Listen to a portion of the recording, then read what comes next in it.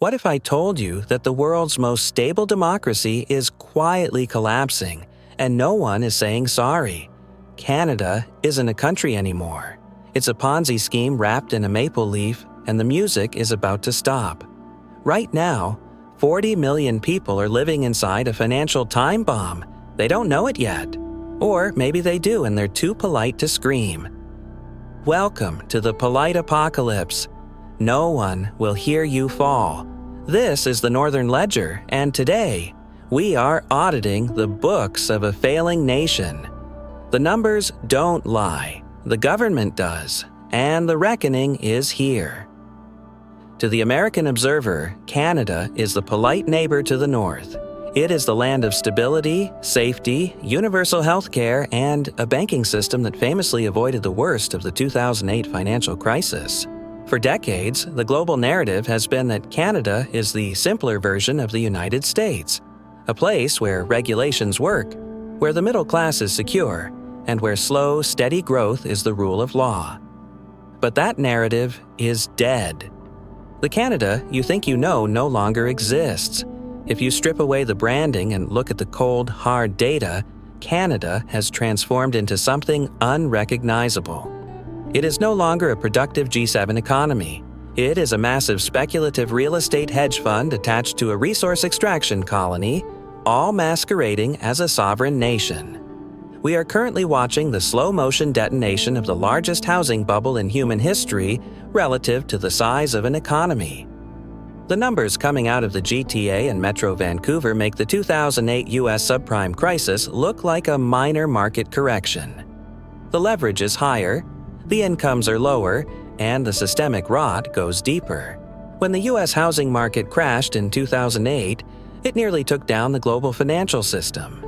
But the U.S. had a diversified economy. It had tech, it had manufacturing, it had a global reserve currency. Canada has none of these safety nets. Its economy has become completely cannibalized by the housing market. Real estate is now the largest component of Canada's GDP, eclipsing oil and gas, manufacturing, and technology combined. The Canadian dream has mutated into a nightmare where the only way to build wealth is to buy a house, and the only way to buy a house is to already have wealth. This is the story of how a stable nation became addicted to cheap debt, how it sold its future to launder global capital, and why the inevitable crash will be worse than 2008. To understand the magnitude of the disaster, we have to look at the numbers that the federal government is terrified to talk about. In 2008, at the absolute peak of the American housing bubble, right before Lehman Brothers collapsed and the world caught fire, U.S. household debt hit roughly 100% of GDP.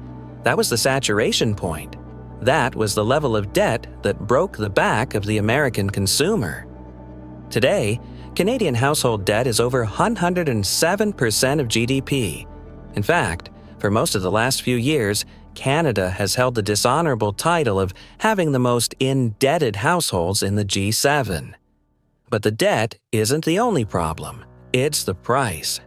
In the United States, the price-to-income ratio, how many years of salary it takes to buy a home, peaked at around 5 bucks in 2008. In Canada today, the national average is over 8 UX. In Toronto and Vancouver, it is over 12x. This is mathematical insanity. It implies that for a typical person to buy a typical home, they must pledge their entire gross income for more than a decade, assuming they don't eat, pay taxes, or wear clothes. Since that is impossible, the gap is filled with debt, massive, unpayable mountains of debt. So how did the sensible country end up here? It started, ironically, with Canada's success. During the 2008 global financial crisis, Canada's banks didn't fail. They were regulated more strictly than American banks. They didn't have the same exposure to toxic subprime derivatives. The federal government patted itself on the back. They declared that the Canadian model was superior. But this success bred complacency because the economy didn't crash. House prices didn't reset.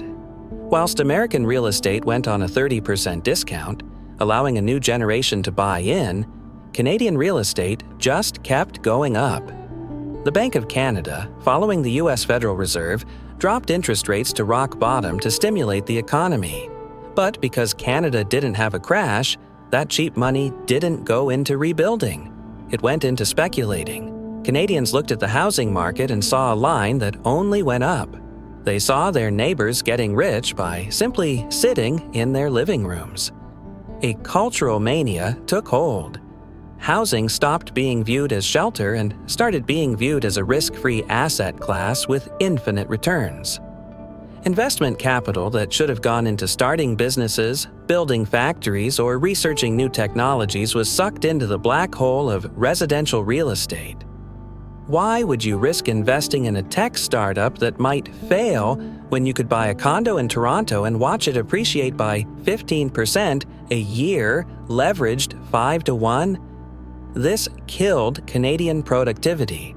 The Organization for Economic Cooperation and Development, OECD, recently released a report projecting the growth of advanced economies over the next decade. Canada was dead last. Not near the bottom, dead last. Why? Because a country cannot get rich by selling houses to each other back and forth. That doesn't create value. It just inflates asset prices.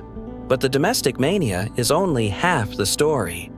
The darker side of the Canadian housing bubble is where the money came from. For the last 15 years, Canada has effectively hung an open for business sign for the world's illicit capital. This is known as the Vancouver model. International crime syndicates, corrupt officials, and tax evaders realized that Canada had a loophole. You could buy real estate through shell companies with almost zero transparency. You didn't have to say who the real owner was. You could show up with bags of cash at a casino, wash it, and buy a luxury penthouse. This phenomenon, known as snow washing, turned Canadian real estate into a global piggy bank for the world's dirty money. Reports estimate that billions of dollars were laundered through British Columbia and Ontario real estate alone. This massive influx of artificial demand disconnected local housing prices from local incomes. A dentist in Vancouver wasn't competing with another dentist for a home. He was competing with a shadowy shell company funded by capital flight from overseas. The government knew this was happening. Intelligence agencies warned them, but the government did nothing. Here at the Northern Ledger, we look at the incentives, not the speeches. The influx of foreign money was propping up the GDP numbers. It made the politicians look like economic geniuses. The land transfer taxes filled the provincial coffers. The construction jobs kept the unemployment numbers low. They became addicted to the drug of foreign capital. And when the prices got too high for locals, the government didn't try to lower prices. They tried to increase the demand even further to keep the Ponzi scheme going. This brings us to the demographic shock. In recent years, the federal government has ramped up immigration to levels that are unprecedented in the developed world. We are talking about population growth rates of roughly 3% per year. This is faster than many developing nations in Africa. The government argues this is necessary to fill labor shortages, but the economic reality is that this is a demand-side stimulus for the housing market. When you bring in 1 million people in a year, but you only build 200,000 housing units, the price of shelter has to go up.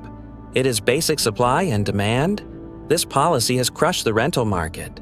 Rents in major cities have skyrocketed, forcing young people and immigrants into overcrowding.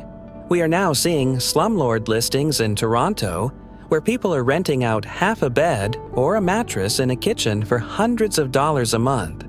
We are seeing the explosion of tent encampments, dubbed Trudeau towns, in every major city park. This is the third worldification of a G7 nation, but the government cannot stop the population flow, because if the demand drops, the housing bubble bursts. And if the housing bubble bursts, the banking system goes with it. This is the scary part, the banks. In the US, there are thousands of banks. In Canada, there's an oligopoly known as the Big Five. These banks control almost everything. They are massive. They are protected by the government, and they are exposed to the housing market to a terrifying degree. For years, These banks handed out mortgages like candy. But unlike the US in 2008, where the loans were ninja loans, no income, no job, Canadian borrowers generally had jobs. The problem wasn't the borrower's employment, the problem was the structure of the loan. In Canada, you cannot lock in a 30-year fixed rate like you can in the US. The standard mortgage in Canada is a 5-year term. Every 5 years, you have to renegotiate your loan at the current interest rate. This means that the entire Canadian housing market is effectively on a gigantic adjustable rate timer. When interest rates were near zero during the pandemic, Canadians gorged on debt. They took out massive mortgages to buy million-dollar shacks, betting that rates would stay low forever. Variable rate mortgages became incredibly popular because they were slightly cheaper than fixed rates. Then inflation hit. The Bank of Canada was forced to raise interest rates from 0.25% to 5% in record time. This was the trigger event. For those on variable rate mortgages, the pain was instant. But here's where the Canadian banks did something truly devious to hide the crisis. It is called negative amortization. As interest rates rose, the monthly interest payments on these variable mortgages skyrocketed. They rose so much that the borrower's fixed monthly payment wasn't even covering the interest, let alone paying down the principal debt. In a sane system, the bank would call the borrower and say, "Right, you need to pay more money."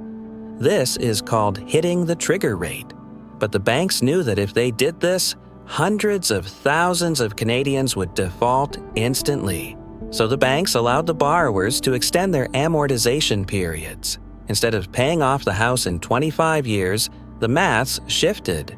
Suddenly, borrowers were on track to pay off their homes in 50 years, then 70 years. In some cases, we saw amortization periods extend to 90 years. Let that sink in. A 90-year mortgage. You will be dead, your children will be dead, and the house will still not be paid off. This is extend and pretend.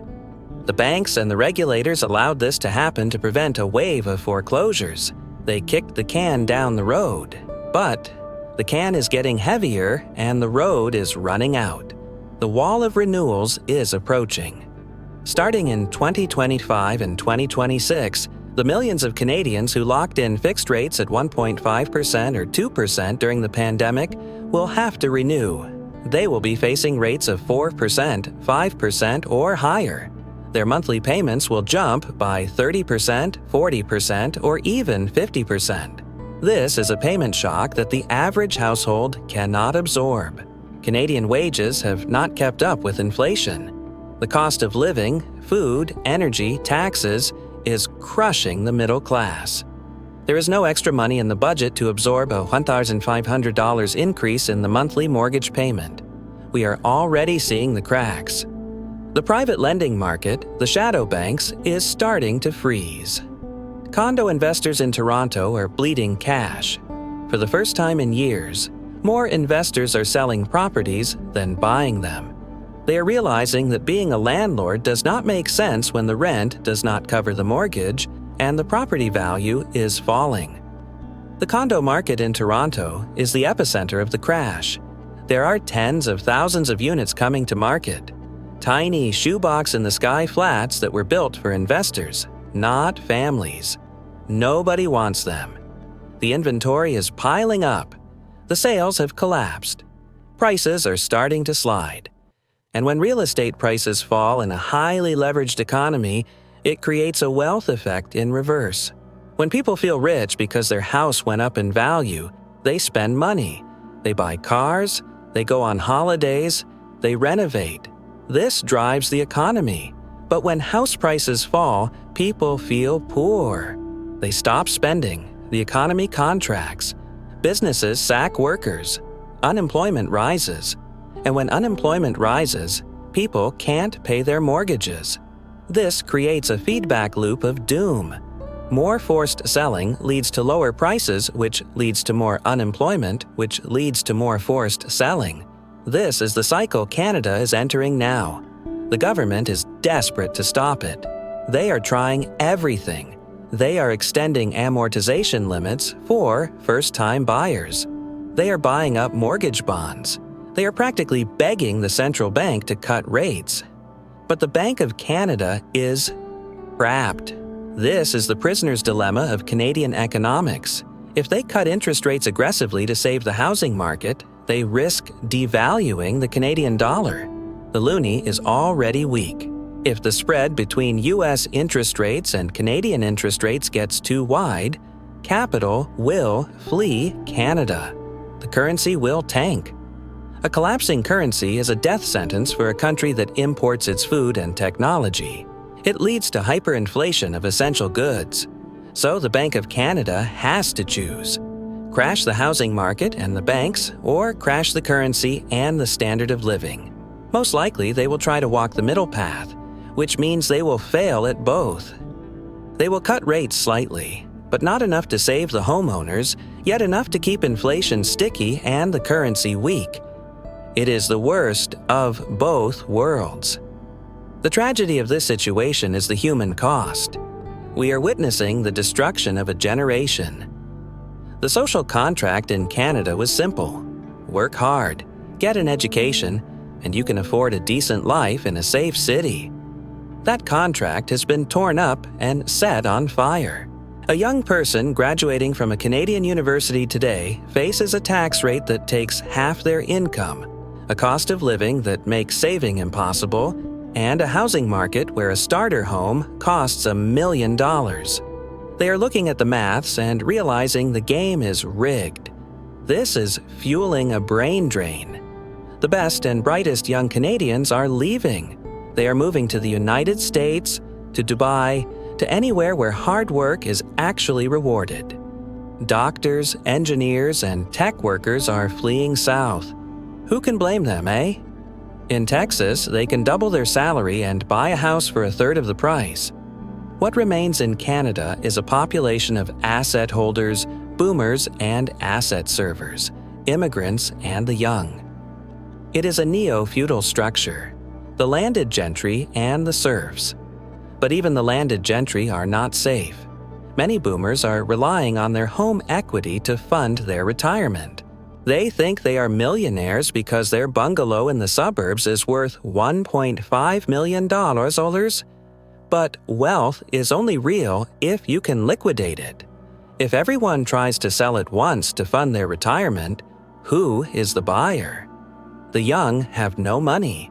The immigrants are tapped out. The foreign investors are leaving because the market is falling. The liquidity is drying up. The hypothetical millions are about to evaporate. This is why the Canadian crash will be worse than 2008 in the US. In the US, many states had non-recourse mortgages. If you walked away from your house, the bank took the keys and that was it. You ruined your credit, but you didn't owe the money anymore. In Canada, mortgages are full recourse in most provinces. If you walk away from your house, the bank sells it. If the house sells for less than the mortgage, you still owe the difference. The bank can come after your wages, your other assets, your future. You cannot just walk away. You are an indentured servant to the debt. This means Canadians will fight tooth and nail to keep their homes. They will cut spending on everything else. They will stop eating out. They will stop buying clothes. They will cancel subscriptions. The entire consumption economy will grind to a halt as people pour every available dollar into the black hole of their mortgage. This creates a zombie economy, a nation of house-poor slaves working just to pay interest to the banks. The warning signs are flashing red everywhere. Corporate insolvencies are spiking. Credit card delinquency is rising. Auto loan defaults are up. Productivity is falling. The standard of living is declining at the fastest rate in 40 years. Canada is a case study in what happens when a country prioritizes asset bubbles over productive growth. It is what happens when you let politicians choose the easy path of debt and immigration over the hard path of innovation and investment. The party is over. The bill has arrived. And the sad truth is, Canada is skint. The Canada is stable narrative was a luxury of the low interest rate era. Now that money has a cost again, the illusions are being stripped away. We are seeing the country for what it really is: a resource economy that stopped developing its resources, a manufacturing economy that stopped manufacturing, and a knowledge economy that priced out its own knowledge workers. All that is left is the real estate, and the real estate is a bubble looking for a pin. The irony is palpable.